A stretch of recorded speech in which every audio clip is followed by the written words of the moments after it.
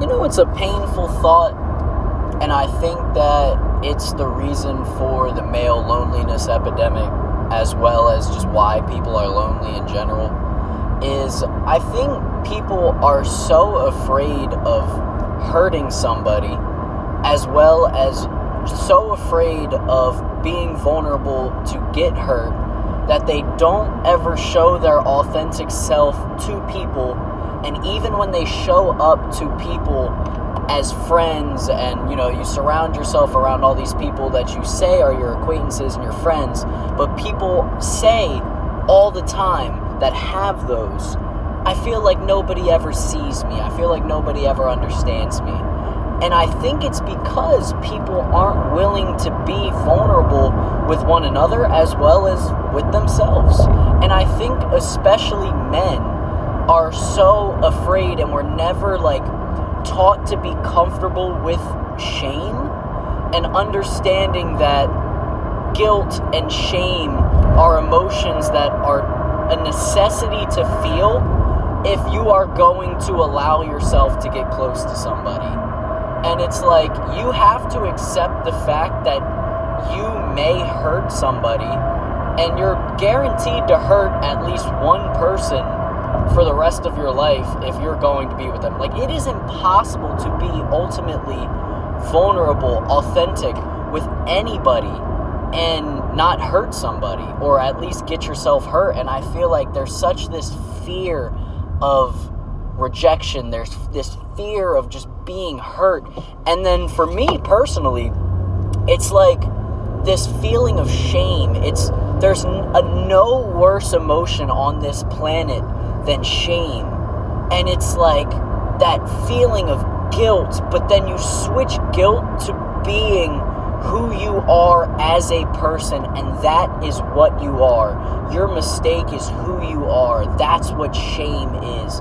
Guilt is feeling bad or beating down on yourself about a certain situation. Shame is letting it describe who you are on a literal personal level. And it's I think that you have to be comfortable with feeling shame and feeling guilt in order to be close with somebody. And I think that people just aren't willing to feel that. And I don't blame them, because it's so harmful. But by doing so, you're not allowing anybody in. So you're essentially pushing everybody away, guaranteeing loneliness just to prove a point that you're not going to hurt somebody or hurt yourself. And it's sad, but I think that's a reality. And it's how do we teach people that it is okay to hurt people, and that it's okay to be hurt in order to truthfully grow as a person? But I think that the weight, and this, I'm just going to keep this video going for however long, I don't care. But I think one of the problems is with social media is hurting somebody and actually causing pain and causing anxiety almost kind of lasts forever.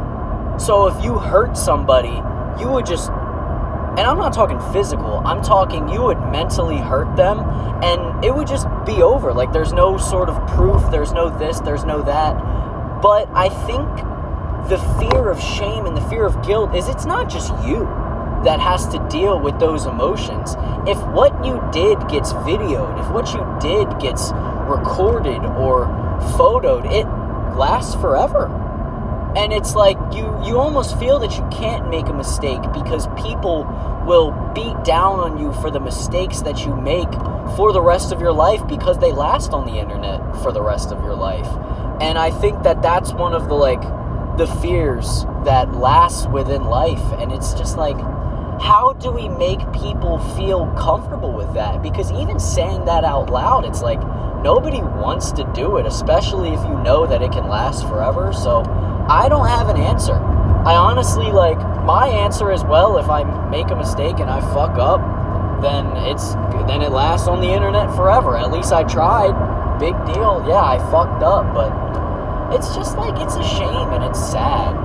It is a shame. So who knows? If anybody can find the answer or knows what to do to solve that problem, please answer me and let me know in the comments. Anyways, goodbye. Mwah.